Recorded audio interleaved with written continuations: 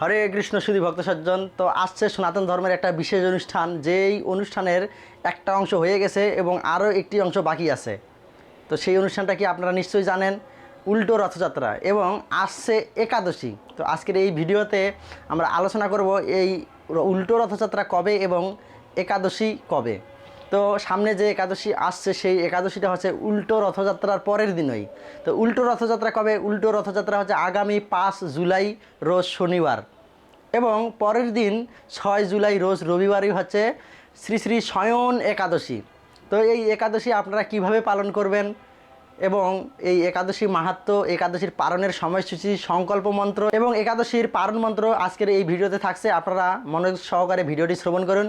হরে কৃষ্ণ। তো শুধু ভক্ত সজ্জন, আসছে আগামী 5 জুলাই হচ্ছে জগন্নাথ দেবের উল্টো রথযাত্রা উৎসব। তো অবশ্যই যারা এই প্রথম রথযাত্রায় অংশগ্রহণ করেননি এবং যারা করেছেনও, অবশ্যই এই উল্টো রথযাত্রাতেও আপনারা অংশগ্রহণ করবেন।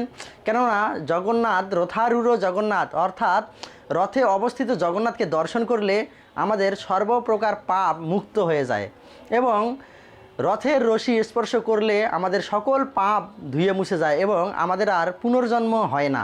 অর্থাৎ আমাদের যে জন্ম মৃত্যুর চক্র রয়েছে, পুনরপি জন্ম পুনরপি মরণ, অর্থাৎ এই যে দুঃখালয়, এই পৃথিবীতে বিভিন্ন প্রকার জীব দেহ ধারণ করে আমরা এই চক্র আকারে জন্ম মৃত্যুর চক্রে ঘুরছি, এই চক্র থেকে আমরা মুক্তি লাভ করতে পারবো। তো শুধু ভক্ত সজ্জন, অবশ্যই উল্টো রথযাত্রায় অংশগ্রহণ করবেন।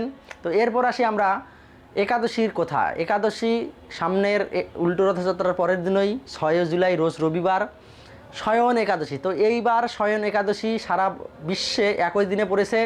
তো একাদশী আমরা কিভাবে পালন করব? অনেকেই জানেন একাদশী কিভাবে পালন করতে হয়। তো যারা আমিষ আহার গ্রহণ করেন, অবশ্যই একাদশীর আগের দিনও নিরামিষ গ্রহণ করবেন। তো এটা একটা বিশেষ সুযোগ। এবার আগের দিন পড়েছে, একাদশীর আগের দিন পড়েছে উল্টো রথযাত্রা।